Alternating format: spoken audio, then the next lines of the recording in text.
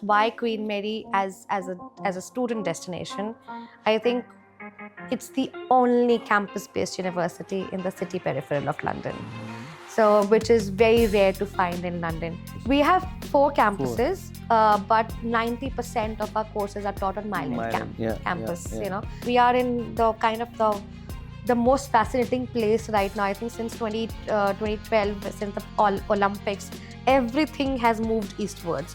If you go to that side, you name a new campus that is opening from XYZ university is opening in that side. You have the best of the campus life because you have that sense of belongingness where you are in one. And we have a beautiful canal which kind of separates the university to the public space, which we have Regent's Park right outside. So there's a canal which is around. You can just sit there. I mean, that's the most relaxing place on earth, to be honest. Our position is so good because we are in the heart of two centers. So that road where our campus is called Mile End is simply because it's 1 mile from the city center.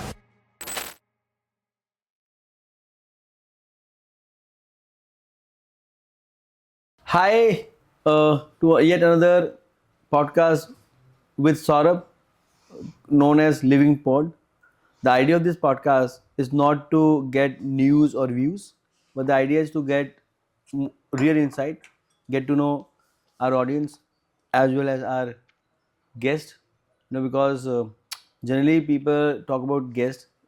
For us, it's very important that we also get to know our audience. Because when you view the analysis our team see, we get to know for what audience we are building this up, apart from standard students, anyone who want to be part of the infrastructure or the ecosystem called higher education or international higher education. um, Rather than me, as I always do, rather than me introducing the guest, let me take a privilege and honor, to ask a new guest at the Living Pod, which talks about accommodation and everything in this higher education space.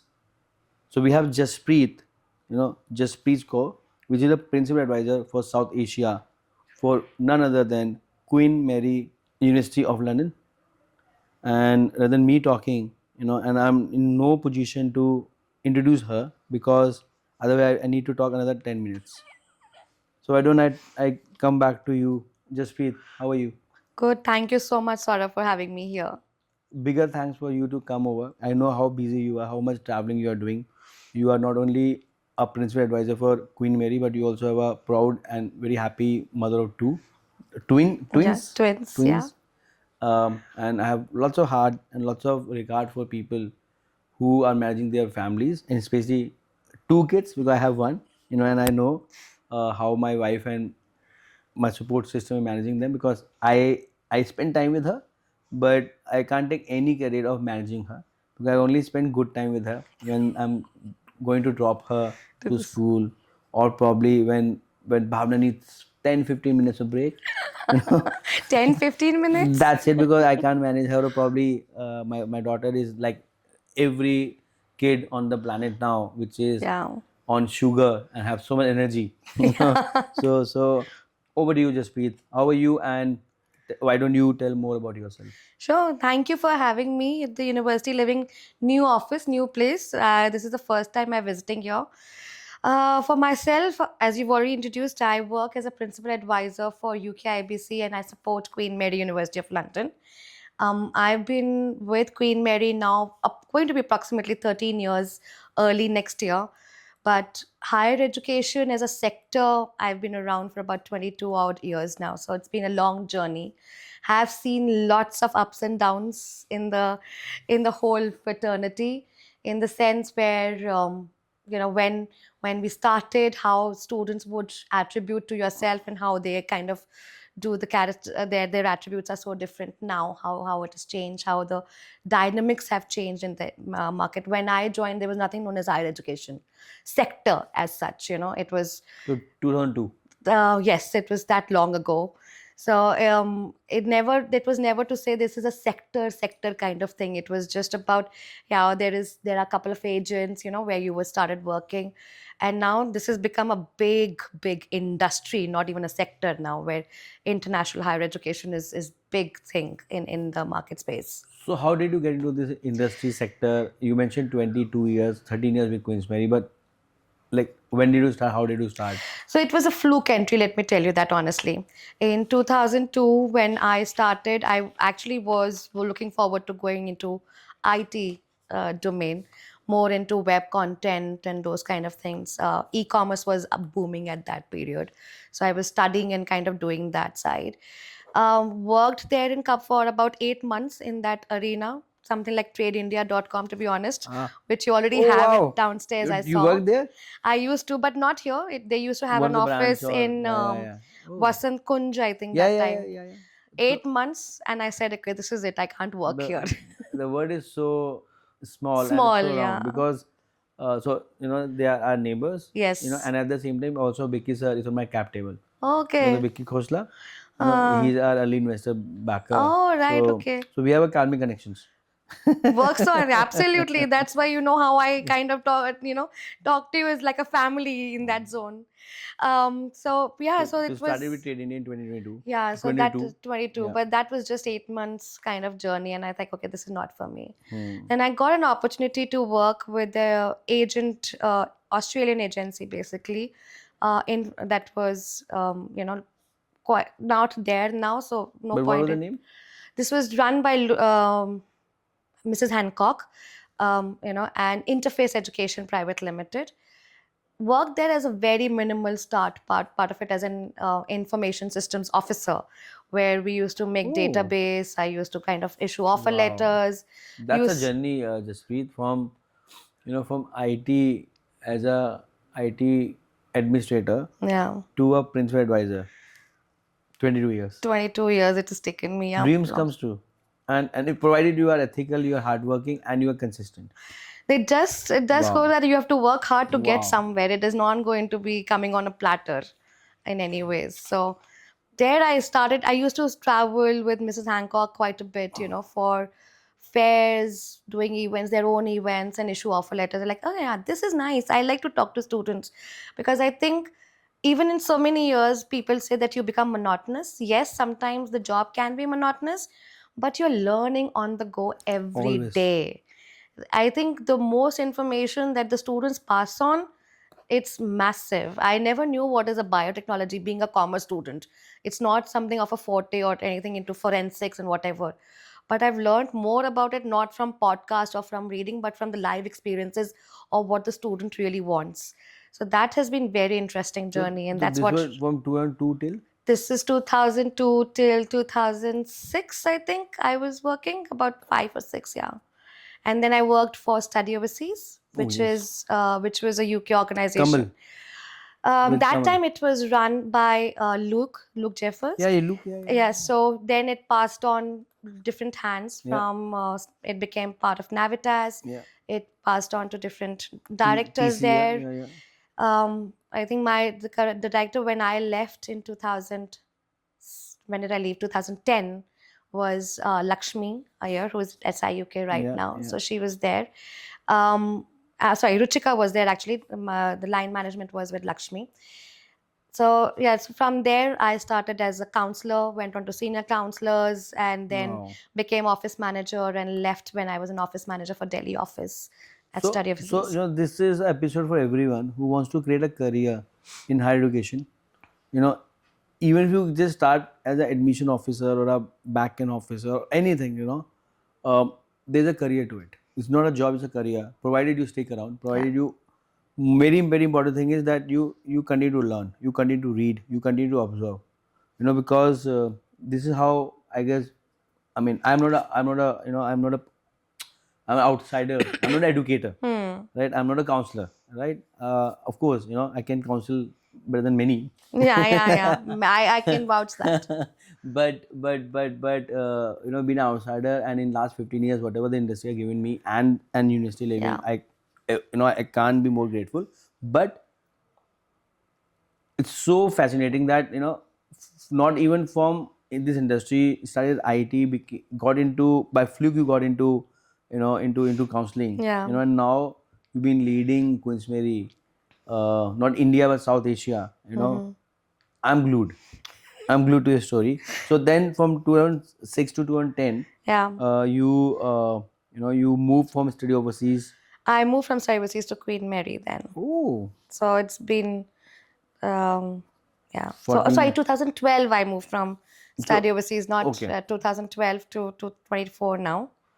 I moved to Queen Mary.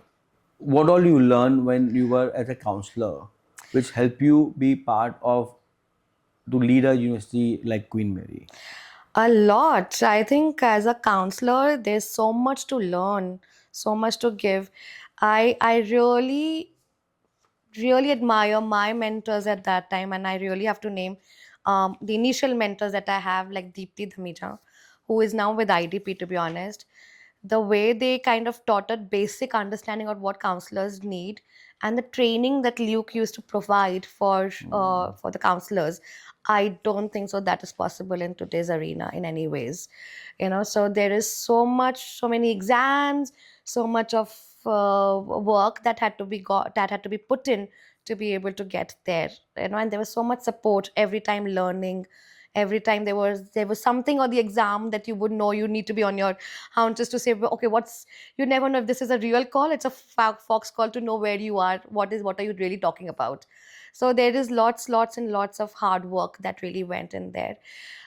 With regard to learnings, I think like I said, most important learning is coming from the students and the parents. I recently had this conversation with one of my UKIBC heads only, who actually got in touch with a student who I sent from study overseas years, maybe that's what I'm talking about, 16, 17 years ago, who he is now investing in that zone.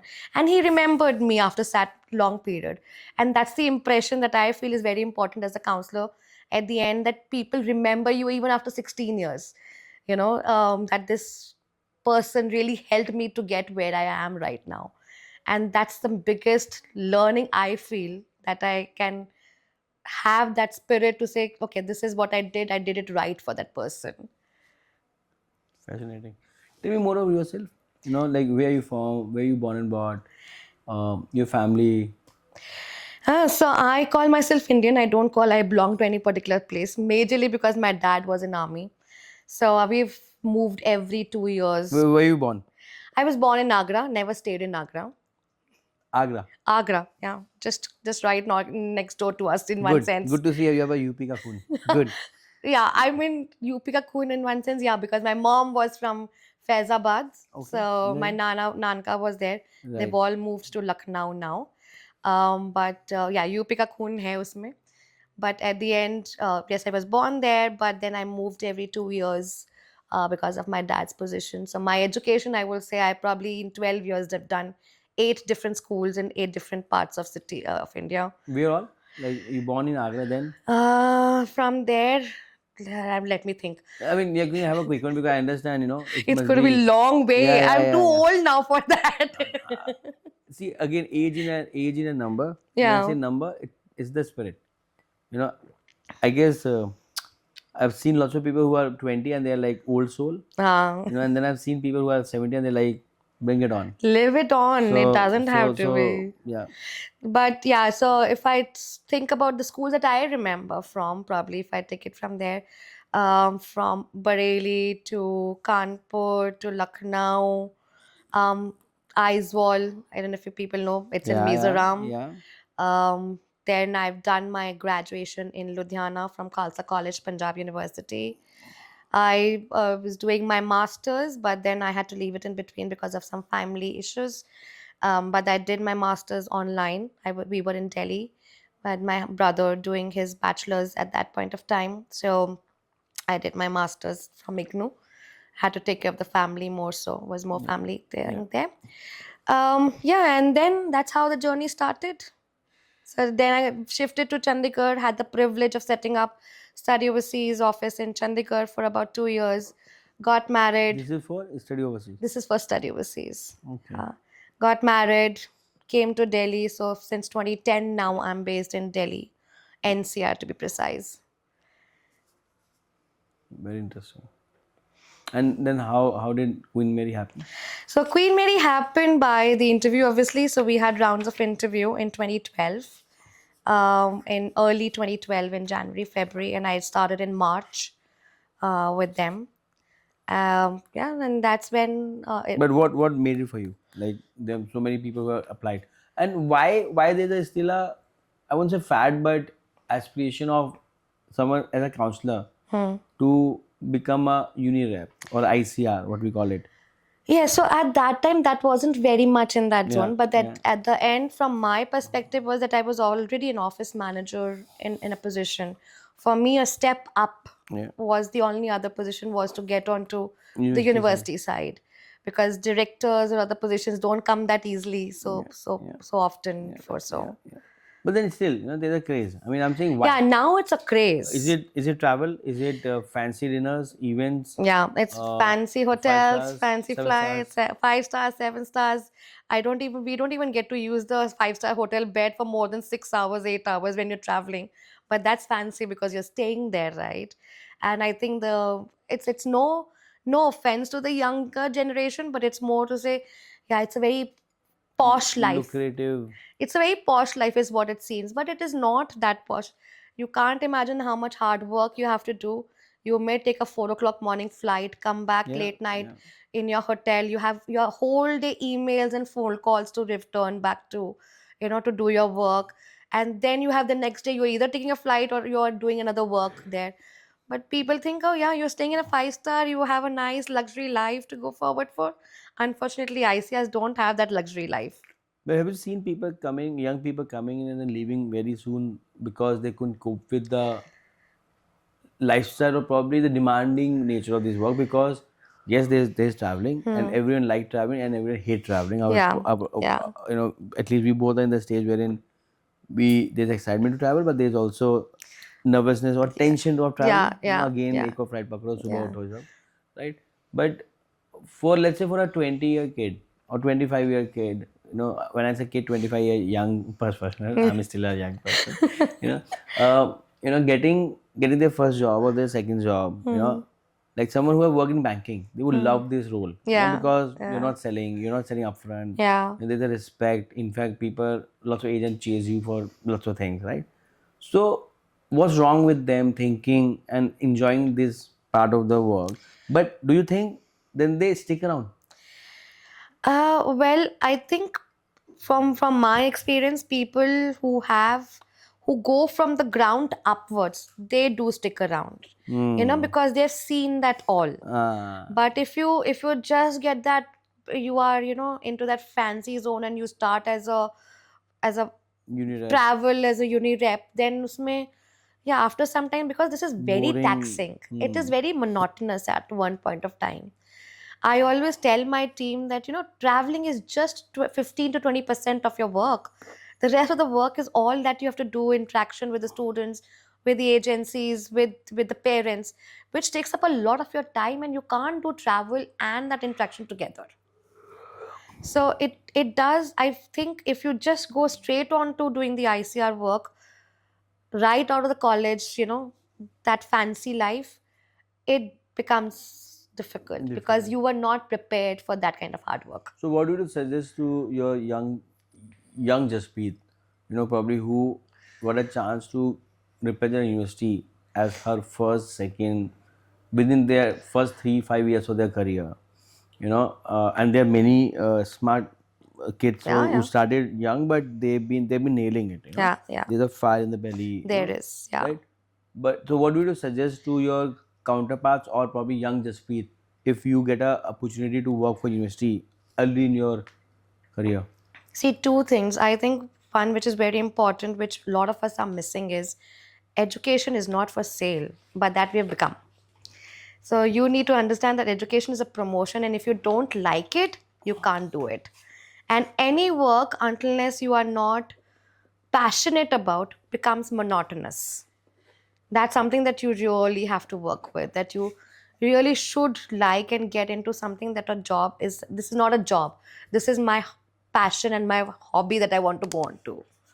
So that is very important. Second thing from the student. But that happened. Please come to your second point, and then I'll come to So your. the second thing is important is that you should, when you get enter, like you said, there are some brilliant people who have come in and I've met as well, who have nailed it in the sense, because they have seen it from, now I won't say ground zero, but maybe from ground one, start from the ICR side of it, but at a maybe at a smaller level, so that you experience what talking or interaction with students and parents is, but also experience how much of our other hard work is done. Then you progress further up on it. But most important, if you do not like or have passion for the job. But you're saying like and passion, right? So you started the IT professional. Oh, You got into counseling by yeah. fluke, right? Yeah. You build up those liking, passion over a period of time Yeah. because probably you were getting paid well. Probably you were, of course, money along with impact. Yeah. So do you think you have a passion? You had a passion, or you build up over a period of time? I built up because that time this was not an industry, Hmm. right? I entered, I understood, oh wow, I like this. But now people know about this. People know what the work is done. There are fairs that happen so much. Everybody is aware that this is an industry. Earlier it was not. It was just couple of agents around the corner that were there. And what were difference then, back then and now, for universities, for agents, for students? Were there difference? There is, I mean, universities, there weren't very many at that time which had office representation here. So that definitely has changed now. At least in the UK itself, almost everybody has an office here in India, except for top 3 universities. Everybody else has an office here in India. So there is, if you can imagine, that is just UK. US has so many offices. Australia has so many offices. So you can imagine there are approximately 2000 odd university officials or offices in country. So that's a lot to kind of work with. You already have that kind of interaction. From students, I think yes, it's a generational thing. People have changed. What or how the students or parents would interact earlier, that is not the same criteria now. People, I mean, I feel sad at sometimes that people take you for granted ki you're getting money, you bloody well do work for me, which is not correct, because we are also here to support and help them. Yeah. But that is some stratas. I won't say everybody does it, but that's some strata of that kind of, whereas students earlier were so humble, so forthcoming. Everything has moved social media. If I have to say good things about you, I have to write it on social media, but not on your face. Whereas It's the other way around. They say good thing on face, but they say all bad bad thing on things, wow. social media. Even smallest, even if you don't have not picked the calls couple of times, they're like, and even they are calling at 11. Yeah. I have got a call at 3 o'clock in the morning, as if I have no other life to live. But that student might be stuck somewhere. No. I just had a query on visa application. Oh man. Just filling up my visa form, I had a question on my visa application. I'm like, do you realize it's 3 How o'clock? did you manage that? I had to tell her, like, this is 3 o'clock in the morning. Did she get the offer? She was at visa stage. She was at one offer. She was already on visa stage, So it's very normal now. And I mean, in your sleep, how can you even answer a visa question? Is a No, I understand. Today, see, we are in a business which is demanding. We are at a receiving end, and we chose. So we know that if we don't provide the convenience, that promptness, that value addition, probably they will not see value, right? But yes, students and the parents need to be told that. I mean, even whatever, right? You can't call 3 unless until your house on fire, or probably see, we expect those calls, because, and that's why we have a 24/7 teamwork. I don't need 400 people team, but the moment we got into this, we know that it's just not asking them to book, but also till the time they come back, we need to see through. That's why we have 24/7 work on Saturdays, Sundays. But students also need to understand, parents need to understand that there's always mornings, and you can't call at 3, for visa or anything, unless until you're stuck. Yeah. You locked yourself. That's an emergency. It's at just, for example, I had a call at 4:30 in the morning from a girl, from a 18, 19-year-old girl who was stuck in the UK and not able to reach the campus. I understand that. Yeah. That you are not able Yeah. to find the Yeah. place or whatever. We try to navigate that. But a simple Yeah. thing, my offer letter is not here or my visa is not here, I can't help you at 3 But o'clock. why universities are not starting having more tech? You know, there are voice bots, there are lots of things, and these things, like we do Zomato, right? Now you can't call on Zomato. You can't, you know, people don't call us, to be honest. WhatsApp, apps, and all that. But is it technology? People, universities are not investing enough in technology. I don't So think if you so. think from a student point of view, But to tell me something, these are all manual works, Saurabh. When you're looking at an offer letter on a weekend, the university is not working on a weekend, yeah. right? How do you expect an answer to change on a Friday evening to a Saturday But then evening? university do work on Sundays when they have offers, No, when when they have fairs, when they you are see think from a we student point of work view. from here, no? So for the student, they feel na, that you know when we were been consulting, it was Yeah. Sunday, you know. So why I'm not getting? But see, I'm the not taking the child. I understand your point of I view, get your but point. and Yeah. to be, I'm playing a devil advocate here, wherein I understand. I mean, I'm with you totally, right? But from a student point of view or a parent's point of view, when I'm in consulting on Sunday, Mm. right? Then see, I tell the same to my team. You know, when they need to pay the deposits, payments, they are available Saturday, Sundays everywhere. Mm. But when the student paid, you know, then they have their Sundays and all. You know, luckily we have very less such incidents, but there are some incidents. Mm. So from talking about student point of view, Mm. you know, they all either they need to be told or need to set up their expectation, right? Or they also like I they're think right at their place. no, but I think we are in the era where everything needs to be done हाँ, spontaneously, वो तो है. right? So it has to be, it's like a Yeah, Insta Insta, videos yeah, or Insta reels, yeah. right? But these are structures in place which cannot be Insta reels, when you have to do verification, when Right, you have to look at the offer generation and all of that, and right. it's not done in country, it's done in the UK, Mm. right? So they have it. It's, I'm sure everybody will understand when you talk about European or any other culture, leaving South Asia, not just India, South Asia culture, 9 to 5 is your working hours. If I call my UK number at 5:30, nobody's going to pick up my call because people Yeah, leave, makes sense. you Makes know. sense. So the same thing happens when this, and these are expectations which are listed everywhere. But we are in that era where the patience is not virtue anymore. But then more the reason that that university needs to have more technology. Even see how we like a parallel example.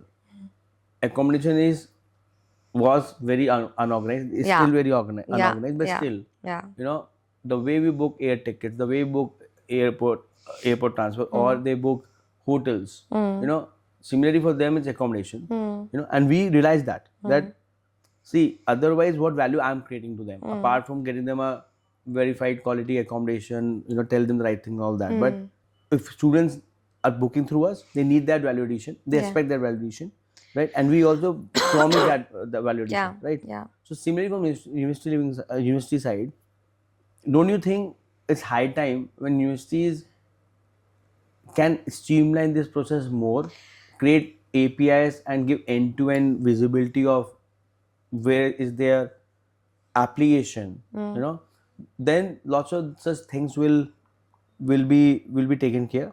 It scale everyone, you know, it add more transparency. You know, do you think that's possible, or it's I'm just No, I think thinking in too much? technology world that is very much, and it probably is the requirement of the time, the way, the fast pace that we are moving on. I agree with you, but that technology investment for any university is not easy to come through when, especially when you have traditional universities. It does not. You cannot kind of work on these kind of things immediately because we still work on the traditional part. However, having said that, in at least in Queen Mary, there is that system and that personal information section for students where they can see the offer letter, what stage that, and if there has been, if the query that they have raised, has that been seen by the students or by the admission officer also or So they not. have, you have They you have, have you have a visibility. dashboard. Yeah, we have a So if a dashboard, student apply to you information system. directly, Yeah, or if a student either apply ways, through, so agent or you have a directly. you have a login, Yeah, they student have can a login. see the status of the application. Yes, the offer letter where it is generated, the query that they have raised, has that been read, not That's read. pretty advanced. So it Yeah, is already yeah, mentioned that yeah. what kind of timelines are there, but nobody's Ah, adhering to ah. timelines, right? When you say nobody, both side. I would say this side more, because it says, if it says 15 days. 4 weeks, people want Wait an for answer in 4 4 days. hours. That doesn't happen, right? But also with the choices. I mean, Competition is there in the competition. market, Yeah, right? yeah, yeah. So if this one is replying, why is this one not replying? So that becomes a little And that's a tricky. free play. That's It's a a free free play. play, The market absolutely, demand absolutely. supply Yeah, forces. yeah. It's a Very free play interesting. onto it. Very interesting. So it has changed. I think post-pandemic dynamics for all universities have changed, especially on the technology side of it. And you can't rely on human resource forever, because how every university, whether that is in UK or anywhere else, adapted to the technology of online delivery, where they were not delivering earlier, was massive. And they changed overnight, in that zone, because students were already in class. So Very that interesting. that is majorly changed, that happened, and that is the reason And this why happened post this aggregator coming in. I would say a pandemic, to be honest, rather than the aggregators, right? This change happened post these marketplaces and aggregator coming into picture, or it changed before that, after It that? changed, I think, before, after pandemic. In fact, during pandemic, not just the aggregators, because changes for these things were adapted when people could not get into their systems. Where we had this hard, what we used to call PCs on our Yeah, yeah, thing. yeah, yeah. How do you really work with the technology? How do you adapt? You can't pick up a call because nobody at the other end to pick up a call. How do you really adapt to all of that? So that changed quite a bit for the university side of it. It's like they need, it was a need of the hour. Yeah. They need students. Students also need, with Insta coming in, with all of us becoming less patient, and there's the information, there's Yeah. technology. Yeah. So we are the, okay, I got it, why that expectation changes, and why the difference of student expectation on communication, on other expectation. Got it. Yeah. You mentioned that you are part of UKIPC. Yes. What is that? So UK India Business Council is our launchpad partner. Basically, I work through them, who kind of help in setting up UK India Business Council. Council, okay. Yeah.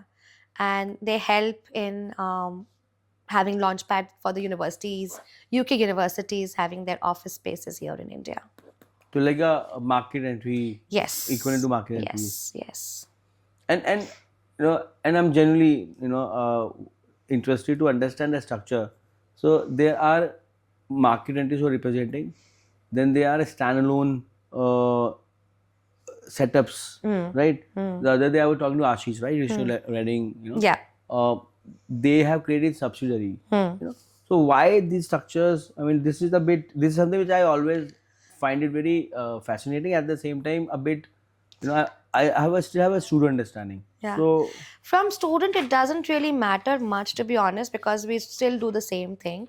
But from the legal aspect, it's more for legal understanding part of it. there was something like permanent establishment. Yeah. You want to go deep, or I think we'll leave we that. can leave Yeah, that? Yeah, yeah. I know it's very technical, and Yeah. most of my audience. See, I mean, why I'm asking, and ideas that don't want to ask anything which is not comfortable, but at the same time, there's an audience which have seen that we have university reps, we have market entries, we have students, parents, education agents.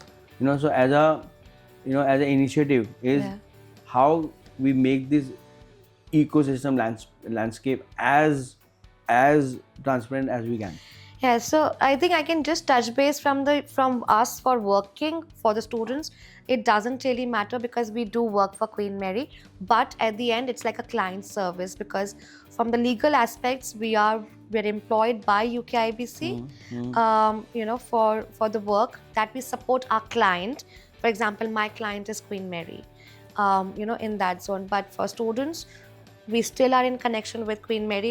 I kind of do almost every day dealing with them. Yeah. We have all the accesses to UKIBC as well as to Queen Mary in that zone. So that's Is something. it a government agency, UKIBC, or is it It's a private private. organization. owned by Indian, or It's UK. it's a okay? They only Because I'm asking because UKIBC is very UK name, so I thought it's a government. Yeah, no, it's just private, but it is also क्या कहते हैं, not only just looking into education platform. They do a lot of business dealings as well, industries, industry tie-ups or industry setups here in India, liaising between So the something two. like Education Island, Education Ireland also is majorly on the education side of it, but they look Enterprise at the Island. Enterprise Island. Okay, More like Enterprise Island. Got it. So they promote UK trades. They promote Yeah. UK. They support. Okay, now I got it. Policies, trades, Got it, everything, got it. education, everything falls into So that they are bracket. supporting UK universities setting up in India Yeah. and vice versa. Yeah, I won't say setting up, but helping like a market entry. Yeah, consulting. Consulting, yeah. Okay, got it. They do help. I'm not sure, but I didn't know that UKIBC is a private organization. So it's always, it sounds always government. It does sound like that. Yeah. And then also the way you guys are set up as UKIBC is, it's not only sound like private or public or government, it act like the one. It does, because they have lots of, because it's set up from the UK side, right? So there is lots of government Best backing. practices, compliances. Yeah. Makes sense. So, you want to ask anything to me? While I'm thinking what to ask next. I have so many things. You can carry on, but I have everything to ask you in the sense. I am really happy of how I think with you, it's been what, 10 years of now that we have kind of worked together. Yes. I have seen you growing from a smaller place to now another, and as a third property that you're getting on. I really have to congratulate you and Mayank for it. Amazing job. From what, 10 people earlier? That's where you started, if I remember it correctly. 1 to 2, 2 to probably, yes, we were 10 when we met. It was about 10 people, and now supported and graciously 300? So over 400. 400. Yeah, Holy Lord. in Still India counting. Yes, thank you. In India, we are like around 315. Yeah. But with a couple of acquisition in UK and other, so now we're a MNCs and a couple of like international companies and the UL group. So we have 400 overall. But Wow. thank you so much. Thank you. Amazing job, and the amount of work that you and Mayank have put in. Hats off to you guys. I guess we've been fortunate and we've been blessed to have support system like you. I guess we've been fortunate that see everyone working hard, but along with hard work, ethics, transparency, and most important thing, if students are happy, everyone is happy. You only support us, recommend us because you are getting right feedback from students. The moment you start getting wrong feedback, you will question me. Obviously, yeah. So that's the thing I keep telling that, see, let's not be complacent, if always students happy. Everyone says student first, Yeah. but it's not easy to be student first because students always right. No, yeah. It's always right. Customer is always right. Their story is always right. Yeah. Even if they come to you, they're like this. You will. Even I bound to believe that you must be right. Yeah. But with that, always on the edge. We need to be ensure that whatever we commit, we don't oversell, we don't panic sell. So all these things if we do, and with God being kind, team being strong, you been supportive, all you been supportive, even being part of the podcast. I'm not Joe Rogan, I'm not Ranveer or Ankur Warigu, right? You take a time to come, because somewhere you all believe that whatever we're doing is the right way, and it's important to talk the right thing, cater to students, get the right expectation for people who are working in this space, including counselors, university reps, everyone. Right? It's an ecosystem, which is thriving, and we just being part of at the right time, the right place. Because it's not us, right? The industry boomed in last 20 years, right? Yeah. So yeah. Yeah, but then also there are a lot of players from university housing or accommodation side of it, but I don't think anybody has worked as hard as you guys have. And correct me if I'm wrong. It's not just the housing. You now cater to a lot of other areas as well. So we do. So how we define ourselves. So we are a part of global mobility. Within that, part of the higher education. Within that 18 touch point, we are into post admission. Right. Very clear. Don't want to do admission. We have so many B2B partners. In fact, all the education consultants, all the agents are working with us, very supportive to us. So with that trust, we are very clear that post admission, housing is a core, and other value-added services. not to just make money, but to differentiate and ensure that student experience. Students should get a comprehensive experience. So then we added air tickets, airport transfer, guarantor surveys. Not many know about guarantor surveys. Yeah, very important in UK. Yeah. Then we do bedding kitchen pack, because these are not hotels, So, one edge we have, undue advantage we have is me, Mayank, most of my team members have gone abroad, gone through this problem. Yeah. So we keep adding those things which probably I didn't get my housing when I went to Nottingham for exchange. I didn't, university was kind enough to give me 2 nights, right? There were no duvet and beds. There were no duvet and pillow. Okay. It was January. Oh wow. Right. Cold. So that inside that nuances, not everyone will get that. Oh, bedding kitchen bag is important. Yes. And again, unfortunately, this is hard work. This. And there's no margins or low margins. I want to say no margin, low margin. It's a volume game.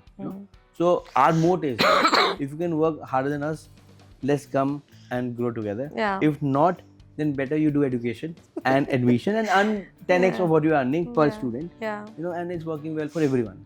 So thank you. But again, going back to your story, and UK IBC, and then so from 2012 till 24, you've been representing Queen, and your scene number probably surging 10, 15, 20x. 500%, I should say. 5x, wow. Right? And from 2012 to 2024, most of our audience, and we have gone through it, right? Yeah. I got into a space when there was 40,000 UK students, dropped to 8,000. Yeah. College era, 8 to 12, 12 to 18, 18 to 28, 28 to 40, 40 to 70, 70 to 150, 100,000, 70, 80 is what we are expecting, will be the base. Yeah. Please take us through that 10 years, of golden era, not that great era, again pandemic, post-pandemic, everyone not only thrived, and now it's a consolidation phase. Yeah, I think, 2012 when I joined, that was the year when PSW was actually taken away from the UK. So it was a, I won't say it was a wrong time, but it was a difficult time to join in, because we've had that Fresh Talent Initiative earlier in the 2010, and there was college booming year in 2010 for UK, where I think everybody just went to college with one-day-old finances, which was very interesting and difficult, because I was in Chandigarh, and that's a very pro types in that zone. So I was looking at whole of Punjab market. So it was very interesting times. But then 2012, when I joined Queen Mary PSW, at that time it was called PSW, that was taken away. So it's been a steady turn for Queen Mary since then. We've built that market space where Queen Mary has standing for lots of its program than what it was in that earlier phase. Yeah, things have changed as at UK. Obviously, people have seen an increase because UK education, all said and done, is a quality education, right? And when you're talking about traditional universities like Queen Mary, you're talking about research-specific entries. You're not talking about just focusing on one aspect of it. And that has made it, I would say, easier in some sense to promote Queen Mary in India as well. Then, unfortunately, pandemic hit. Luckily, we were in that zone that we didn't suffer that much, because there were still those core people who wanted to go and still study. And I would say, fortunately or unfortunately, because all the other countries were closed, UK was still a destination which was open. So even though there was like a hybrid mode, people could join in a certain period of time depending in their countries when the pandemic wave was going on, but people still attributed to go to UK, and there was full support available on campus. So we have our accommodation lady who has been there for 40 odd years, Barbara, who was on campus even in pandemic, trying to make sure that whoever is there on campus is taken care of, has its own. If there were any cases, she could take care and supply the food, and if every support was available for students in that course. even during closures, our principal was on campus every other day, if not every day, just to make sure that everything was taken care as per what was required, hygiene wise, marketing wise, everything was done. So that's a big thing when your senior member or the top of the ladder is there and making sure that things really work smoothly. That is what was required for everything to function so well in the university. So we, as a number side of it, yes, we did see a big bump in big bump as in Yeah. bubble Surge, yeah. surge in 22. I think that was more a fallout of the pandemic because Pent-up demand. because people may have not wanted to go out. People did not want to stay in, they were just wanting to figure out what we should do. Some of them did not want to do hybrid mode, they wanting to look at exposures. This year was a correction year. I think we've understood now that it is not going to be, everybody is not going to go there. Even if the India has the maximum youth, it is not going to be the same thing what happened in 22, 23 part of it. So that this is a correction year that is coming in this year and that year. It's going to be more realistic. Yeah. Traditional universities now will, I won't say we're going to go into 100 to 180,000 students or 2 lakh students at all. Yeah. We will come to the right level, and that's what UK needs as well. What is the right level? I would say about 100,000, 120,000, because UK is still a test. 120 is still It's still there, but it is at 120 the, is still ambitious. I I my take is 70,000-80,000.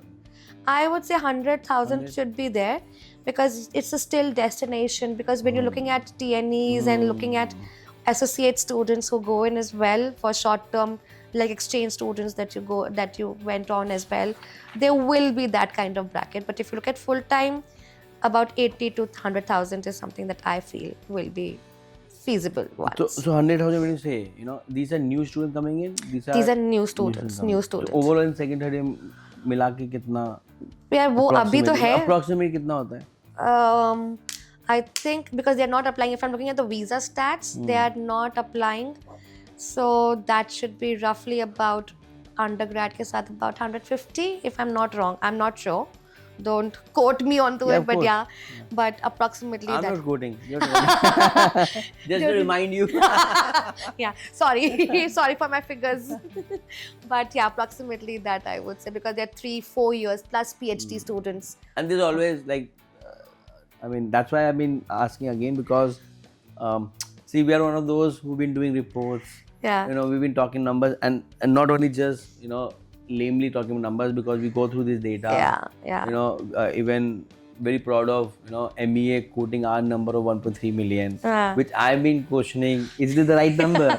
But then no one, if it's not the right number, it's also the wrong number. Because they are 1.3 million students going abroad from India to international, which of course include first, second, third year, which of course includes your India to Dubai number, so it's a real number, but then people tend to take wrong that 1.3 new students going. No, it's probably 500,000 to 700,000 new students going. Out of which 100,000 will be UK, 150, 200 are US, and then 50, 60 is is Australia.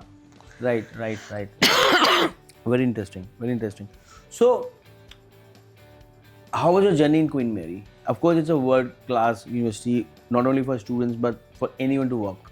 Right. I met your colleagues. You've been very kind enough to invite for your pre-departures, and we've been meeting your team members and overall events. So no one need introduction for Queen Mary, right? If you want to be part of Queen Mary, but if let's say you need to tell someone who have not heard about Queen Mary for any reasons, if they must be living under the wood, how would you define, why one choose Queen Mary over others, or just on its own for any course? I mean, of course, a London-based university, but would love to hear from you. Yeah, see, okay, for two questions that you asked, why Queen Mary as a student destination, I think it's the only campus-based university in the city peripheral of London. So, which is very rare to find in London. and especially where We have four campuses. we have 4 campuses, but 90% of our courses are taught on Myland campus. Yeah. You know, the 2 or 3 that are more separate is because 2 are hospital arenas, and the one is a law center. Which is Lincoln and. So for hospitals we have it in Whitechapel, which is a Royal London hospital, and then the St. Bartholomew's Hospital, where we have our medical school and other programs like Cancer Institute, everything taught there. The fourth one, which is separate, is our teaching place, which is separate, is in Lincoln's Inn Field, which has a commercial legal center. Again, that is because the center hub is all around it for the legal fraternity. So legal, all your LLMs. Yes, you know, the LLBs, commercial legal programs, they're taught there. Yeah, postgraduate. All the business, everything is Myland. Yeah.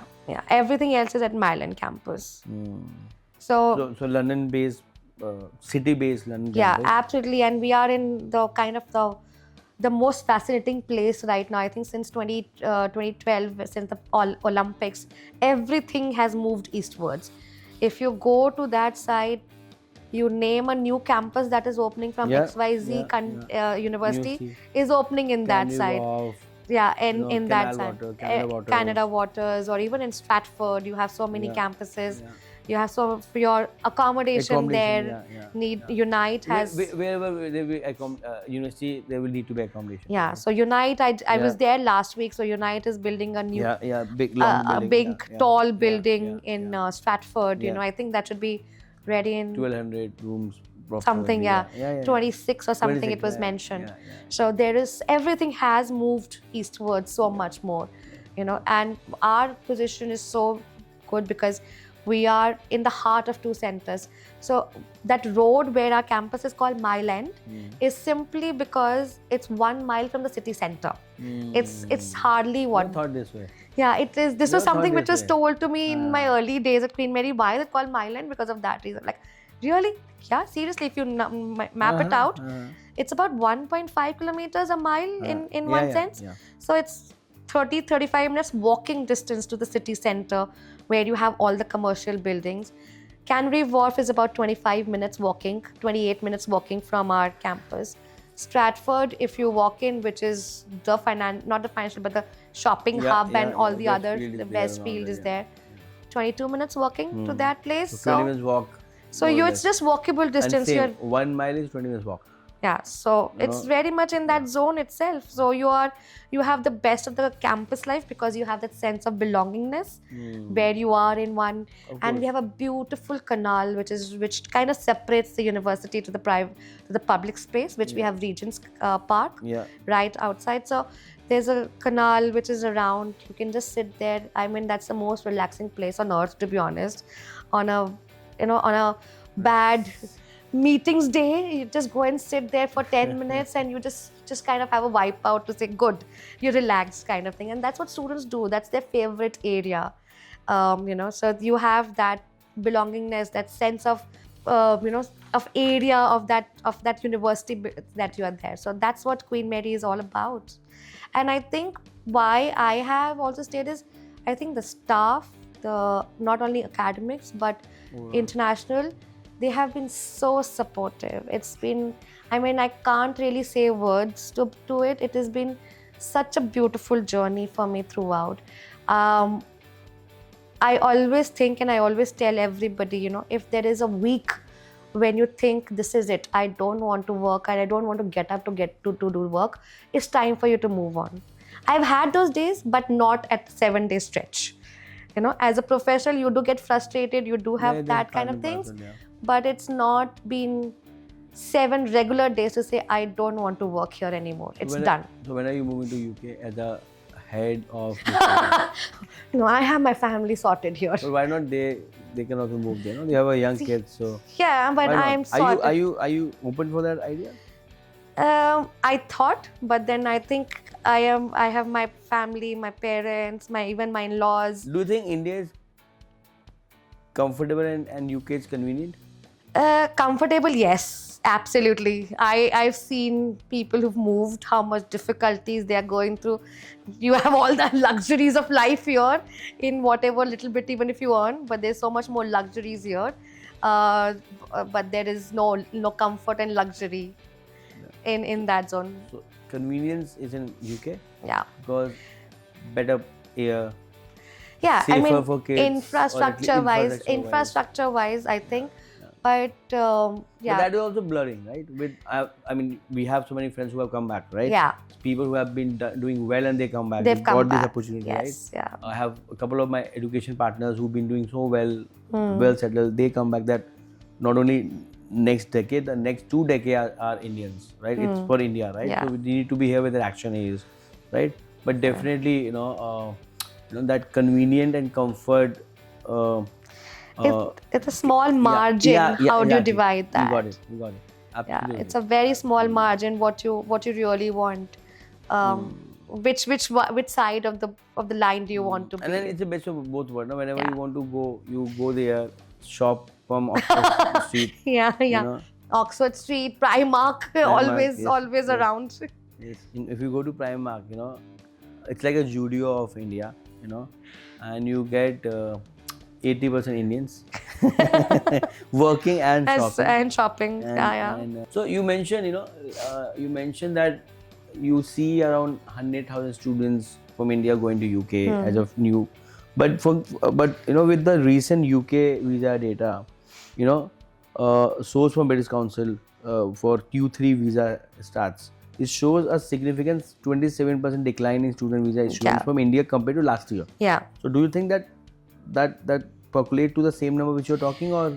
See, like I said, 24 was a correction year. Okay, so if you look it from that perspective, it will obviously be because we were very high. There was a surge. 150,000. No, your numbers are panning out. Yeah. Absolutely perfect. That if there were 150,000 new students going, 27% decline. Yeah. So that means we are looking at 100, 120, 130,000 students. Yeah. Going this year. So this is not something. I mean, this is something which people need to read right, and it's anticipated by universities and university professionals. Yeah? This is something that I mean. It's not alarming. It's not alarming. al- In fact, do you think students should see this as an opportunity? It is alarming in one sense because the universities have had that big bunch of people, right?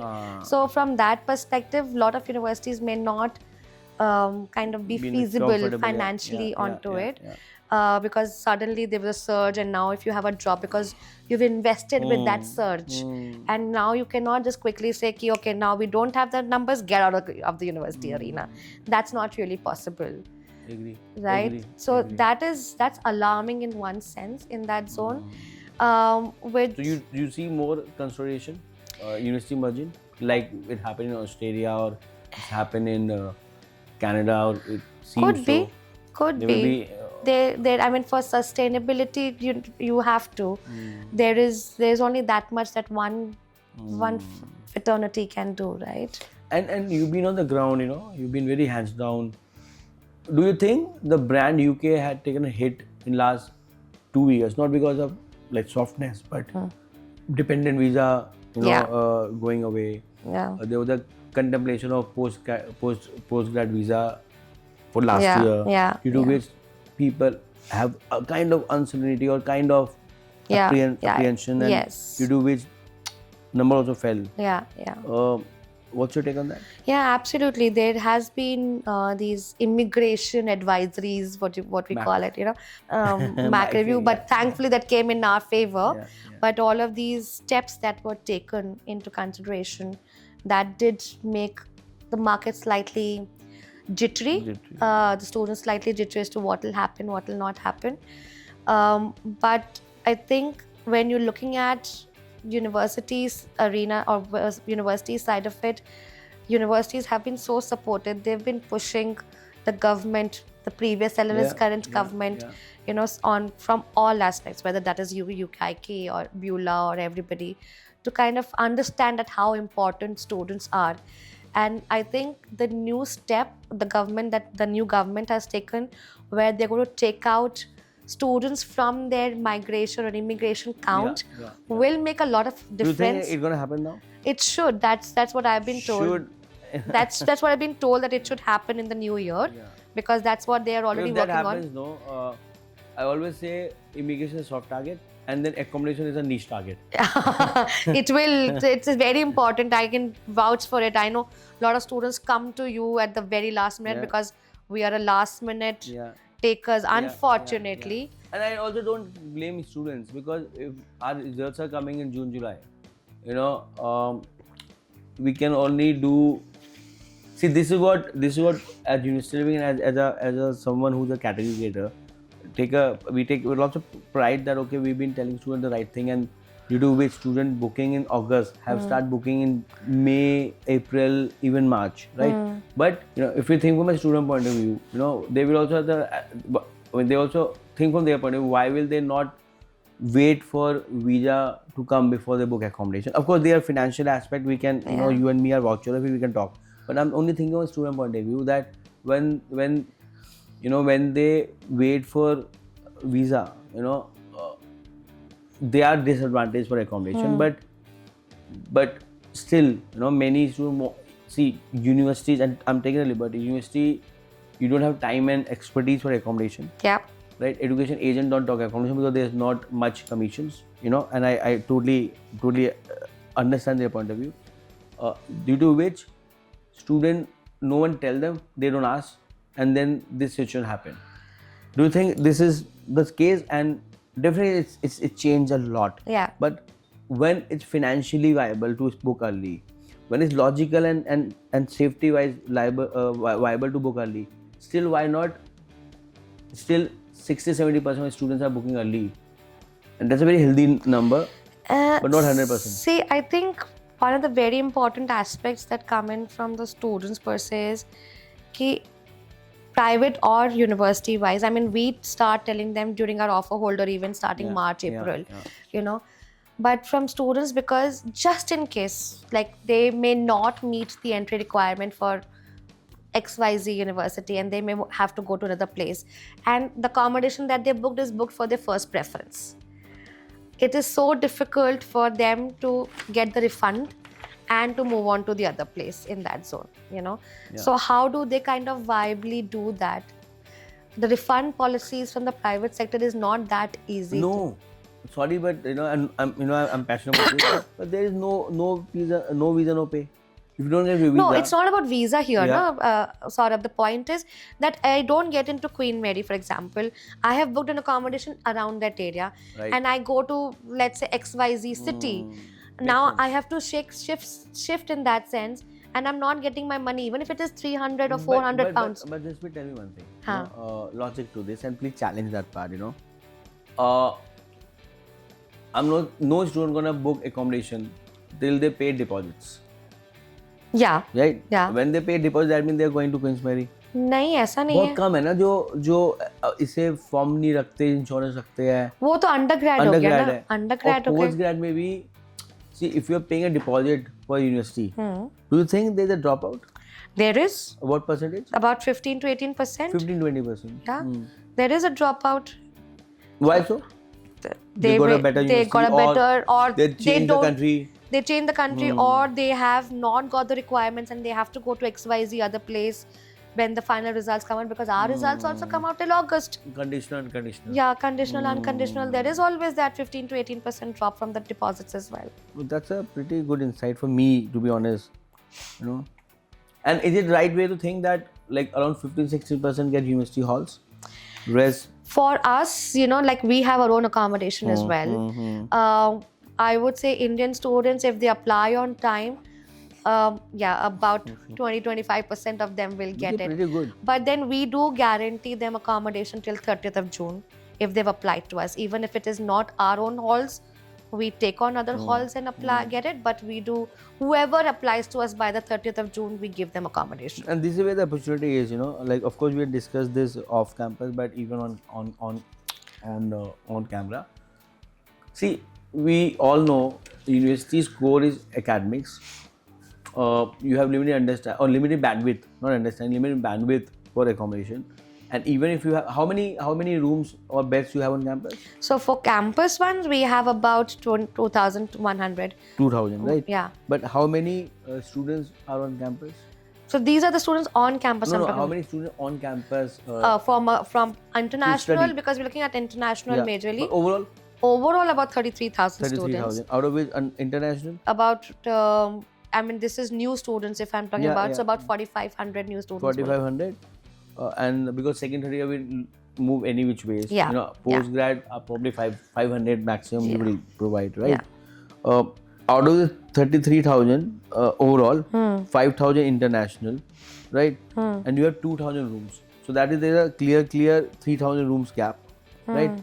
Why university, any university, not Queen Mary, any university need to invest or lease out or risk taking accommodation at the last minute, you know, versus, you know, let's say, and I'm pitching myself here, we come on your website as a play and plug, right? And rather than you guys taking a risk and nominating with direct partners, you know, this is our core product, right? And this is where lots of other universities like UCL we are on website, many other we are on website, right? And I mean, I respect all the decisions, but what is that hitch for universities to bring us on our website as a play and plug, wherein we are not charging anything, you know, we're only saying that once your rooms are over, then probably, you know, pitch us or probably at least, you know, give option to students. So from my aspect, I can't talk about the others. And this is a discussion, right? Yeah. This is a very transparent discussion. So from the university side of, from Queen Mary side of it, because we have a very strong accommodation office in our own regime. Like I said, the lady who's been there for 40 plus years, you know, so she has good, and she already has tie-ups with the private players, and they already block certain rooms. Irrespective, when we start getting applications, we start applications in March. First week of March onwards. So you get to have that trend to understand how many applications and how many students. But why we get application in March? Why not earlier? Because by accommodation Achha. Applications, not the we started that's application what, long time. That's what. Yeah. So accommodation application starts in early March. So we kind of have fair bit of idea of students. You know, when you know it is like we are guaranteeing it till 30th of June, how many students would really come in. You have always that stats that you can work around with, how many will drop out, how many will actually come through. So it for them, because they already have that setup for so many years. Makes sense. You know, it to get a new player. I'm not saying that you in no ways are there, because we have our own accommodation, we have our own thing. Other universities who are in London but they don't have their own accommodation, it makes more sense for them, you know. We have a full-fledged residential office which is on campus, works 24/7 many a times, you know. That is a different. I agree. Makes sense. But you know, just to take a cue out of it, for any student, you know, don't book through university. I always say that at least start early. Yeah. You know, apply to university halls, but have a fallback option, especially for postgrad students. If you're undergrad student, definitely apply university hall and you will get graded accommodation.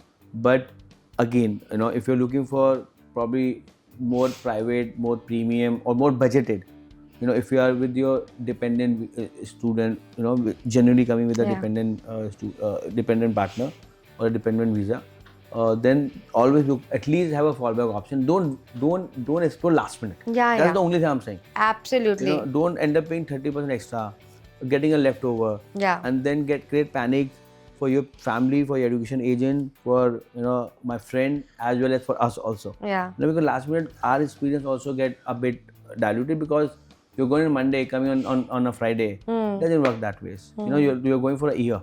This is not hotels for 1 year, 1 day, 2 day, 3 days. So start early and look, apply university or look beyond university. You should look at accommodation much earlier. There is no doubt about it. And, you know, given the kind of students or the amount of students that are going in, there has to be, you know, then you go and get your choice. I want a ensuite or a premium ensuite accommodation, but that's not available because it's already taken. And we're not only looking at India here.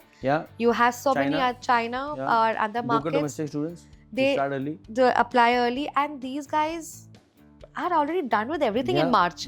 Whereas we start in March, you know. Precisely. So that is a very big hiccup. In fact, then it make more sense for your accommodation team to talk. So that's why I said we start doing this earlier in March itself, at least from our offer holders that we do here. And you have been very proactive, Like, please You do guys pre-departures, apply. offer holder sessions, virtual offer holder sessions. Everything we're trying to tell them. I think the trend is changing. It's changed. I think I've seen it in last year for sure. People are a little more sensitive to their requirements now, but it's still not that much. The figures are not that. Yeah. Makes sense. Great. What's your take on TNE? And are we expecting any news from Queen's Mary on TNE? Well, I don't know. No serious. We are not doing for news and views. Mind it. Yes. I think TNE is the way forward, but how it is done is important. Queen Mary has been pioneers of doing TNE, to be very honest. In China, we've had our TNE set up for running for 20 years now. I didn't know that. So it's been a long term. We've celebrated 20 years anniversary this year. In India, I don't know, to be honest. But do you think it makes sense? I mean, off record. Could and could not. There are lots of pros and cons. I'm still viewing it in my head, to be very honest. There is positives as well as there is negatives to it. Like? So when you look at positives, I think there is that growth in country where people may not be able to afford to go out all the way through in that side. So this is an opportunity available for you to be in country in that zone. Getting that kind of education, because if you're setting up a TNE, it has to have same replica of the UK in country. Otherwise, it does not make sense. So you do have that side of it. But the negatives to it, I don't know how much will students be satisfied when they want to look at international exposure, because that is not going to be available in country in that zone. Makes sense. So but do you think it's a good, smart idea or a good idea for universities to tie up with private universities where they have a campuses? It's a win-win for them to set up not like a pathway or Kaplan way, but yes, use the infrastructure. It's a good marketing hook or a recruitment hook for domestic universities, and financially viable, not to scout a new campus. Do you think lots of universities will move towards this way of TNE? TNE, yes. I think, like I said, that's the way forward. TNE, yes, it will be. But has to be. TNE with private universities? It's more. Viable is not the word. It's more less risk oriented. Let me put it that way. From the UK per se, because any TNE that you set up needs couple of years of investment. Minimum. You need at least, I mean, from my thing, at least 4 to 5 years. And anything, any venture that you set up, you don't start making any profits or even break even in until 4-5 years, right? So for that risk factor involvement, it does make sense to have a fallback option. Makes sense. You don't have to invest 100% on that side. But again, this may or may not work for people, because it depends. Unless you're not with the right partner, that can also fall back on you, right? So you have to find that right balance between the two aspects. Right. I lost my thought, but quickly. If someone asks, if let's say Queen Mary need to come up with a TNE, which part of India or which city it makes sense? Bangalore, Noida, Gift City, everyone's talking for obvious reason, but Gurgaon, Pune, Mumbai. Okay, that's a difficult one. I've not thought about it because I'm not delved into it. But if I was to kind of look at it, probably Pune, I would say right now. Student city? It's a student city. Cheap. It's not a cheap. As expensive. Yeah, it's not. It's got best of both worlds. It has got technology as well as it has got business avenues. When you look at Gujarat, probably infrastructure needs to be Gift City is amazing. Ecosystem of education. Yeah, I mean, hub. Off the hook. To be honest, I don't know how much UK universities or UK academics would want to go there, being a dry city. Yeah. You Did know, you go there? No. I'm not. I'm in But I heard that only they're that opening area. up. Yeah, They're opening up. that area is not a dry zone except for that gift city. The other places are. You're not going to be in that zone, right? Makes sense. So I don't know how much feasible will that be. Bangalore, I feel, is too saturated. You know, it does have students, but it has too many institutes. And same the case for Mumbai. Mumbai, to be honest, I don't think so. There are many private universities in Mumbai, unless they're outskirts. If you look at it, within the Mumbai region, there aren't universities except for There's Mumbai. no land. There is no land, doesn't so make- they're all outside. So whether you do it in Vashi or you do it in Pune, Then it's not Mumbai. Yeah, It's- yeah, makes sense. Absolutely makes sense. Bang on. Bang on. Bang on. So, again, any question for me? Because I believe it's not just one way of yeah. So monologue. you tell me, what are your thoughts on TNE? Because to be honest, you are not only talking it from the university side. How are you looking at from the agents, from the students? What is your call? What do you think? See, how I see it, you know, the analogy which I've been sharing. There are lots of people who are like, oh, with TNE coming in, students will stop going abroad. You know, our business or this business will collapse, this and that. I'm like, no, you know, I am from Meerut, right? And I've given the analogy for a few times, and probably it's on records also. When I used to come from Meerut to first year Delhi, you know, from a college every second weekends, I used to take a bus, you know, from Anand Vihar to South Delhi. It used to cost me 10 rupees. You know, we were on student budgets, right? Then, you know, when I started my first job, or I was doing a part time in my second, third year, I started taking auto, where I used to save time and a bit more comfort. Yeah. You know, now we take Uber, Yeah. right? We don't save money, we save time. Similarly, with TNE coming in, when students and parents start getting access to high quality education, high quality faculty, cheaper compared to going abroad, right? Overall, right? They probably it will explore the market further. It's like खून लग जाएगा मुंह में, एक साल यहाँ पढ़ेंगे, 2 साल यहाँ पढ़ेंगे, 1 साल वहाँ जाएंगे, वर्सेस जो या तो जा सकते थे या नहीं जा सकते थे. तो अभी like this market will explore further, you know, and it's win-win for international universities, UK universities, because they have more avenues as avenue. You know, they were able to cater more students. It's win-win for students. You know, like probably they will save 1/3 of their cost rather than going 3 years, probably 2 years or 1 year. And for local domestic universities, it's a great marketing recruitment hook, right? So and especially with NEP, with even with 15, even with such progressive government, you know, we still need 1,500 minimum universities to cater to those influx of Indian students. Yeah. Right? So hence it's a win-win, and it's been successful in China, as you mentioned. It's been successful in Malaysia, Dubai. You know? Yeah. So when we compare with China, you know, we have clear paths. Yeah. Right? TNE been successful in China, it will happen in India also. Like, you know, people used to go back to China, study. Now Chinese students only study in Russell groups, and then they go back. Correct. Indian still they have mix. You know, Russell group people come back. University people try to stay. Yeah. You know, small universities or tier 2 cities.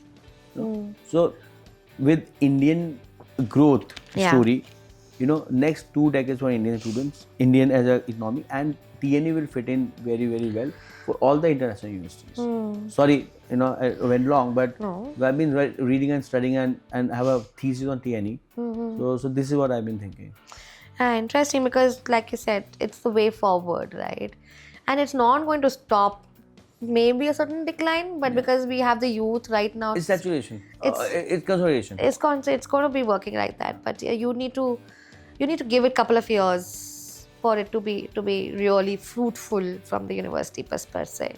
So last question before I jump into rapid fire, which Oh, is gosh. easy. Okay. Yeah. What's your advice for a student aspiring to study in UK or in London or in Queen Mary? Okay, so I think first thing very important for students is do your research. You know, there is too many influencing factors around, whether that is social media or XYZ or your friends or whatever. You need to do research to understand what you want. It may not be with one of the XYZ university just because your friend is there or your brother or sister has studied there, it may not be something that you really want to invest into. So that's very important. And just don't rely on facts that everybody tell you, in the sense, I went XYZ place and they told me this. It is your parents' investment. It is a big investment that you're making. You do need to really work around with it. So that's important. Coming to London, it is the most metropolitan city in the world. It's the most student city as well. It's been now, 7-8 years? Every year from Times Higher Education, it has been ranked number 1. So London is the place to be in. There are a lot of avenues and oceans around it. Expensive, yes. If I'm staying in Delhi compared to staying in, let's say, Panipat, it is going to be expensive. But that's what my avenues also give me in that zone. So definitely look at that as an aspect to understand what I really want out of my degrees. And Queen Mary, we are the best. There is no doubt. You know, we were ranked 98th this year by the US News. Also 120th as per QS. Our research has been top 20 in that zone. So Queen Mary, you name it, you have an option or a program. Few that we don't do, civil engineering and fashion kind of programs, but every other. So it's a full-fledged university, whether you're coming from an undergrad to a postdoc. All the options are available in the university for that. And then we have Jaspreet and Mishi and Abhishek to support. Yeah. So which I vouch. They're always thinking about students. They are, and it's not a paid podcast. So No. Yeah. So then you have a support like this. So definitely, and Queen's Mary very close to me. I don't know. Probably it's been one of the first universities to support us. We do so many students for Queen's Mary. So there's a certain kind of bias for Queen's Mary, but it's fact also. Yeah, I'm going to correct you again. Queen Mary. Again, you're saying Queen's Mary. Queen's bola. Sorry, Queen. See, okay, thank you. Now you're corrected on camera. But let me just on camera. See, firstly, I'm not an educator. I'm not an education agent. I'm not a uni rep, so I can say Queen's. Should not be, but can. Second, see, we do Canada, and we do all across UK. Yeah. So I've been. It's. When I'm creating a marketing, so Queen's probably is coming natural, but again, thank you for correcting. QMUL. Let's put it QMUL. You have all the right to correct, because if not you, who will? If someone say University of Living, I will always say University of Living. We are not University of Living yet. We might be University Living. We become a university for accommodation. We don't know, but not yet. But totally with you. On that lighter note, let me jump into the last segment, which is rapid fire. Okay. Question. And when I get into rapid fire, my team gets so happy. It was the last segment. Okay. I know it's 2 years. Thank you for your time. And I mean, at least to you and me, we didn't feel it's been 1.5 hours. It's been 1.5 hours. Wow. Okay. No wonders. It's not easy for you guys. So the last bit, one word to describe your journey in international education. Amazing. A skill you think every student should learn. Patience. Not cooking? Like, if you're talking about those skills, time management. That's very important. As an Indian, we don't have that. Your proudest professional moment so far? Yeah, that's a lots and lots, but I think proudest. That's a difficult one. I mean, sticking around for so many years gives me the understanding that I've been very proud of working at Queen Mary. Part of Saurabh podcast is one of the proudest moments for her.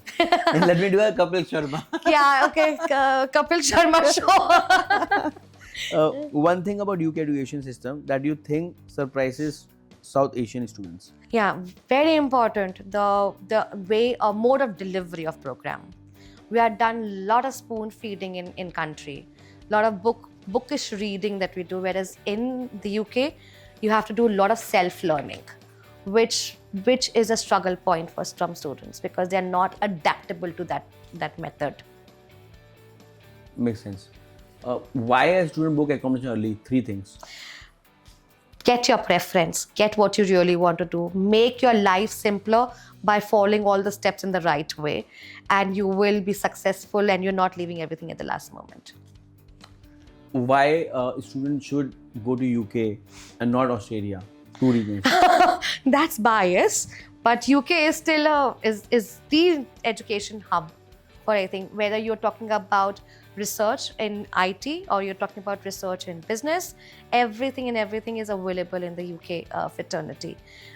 Definitely, the quality of education is much more better of Compared to any. in fact, the US as well in many ways. Oh, that's a good one. Queen's Mary or Kissel? Queen Mary, no doubt. Is there a doubt? No, good. Yeah. Thank you so much. I guess it was so much of fun.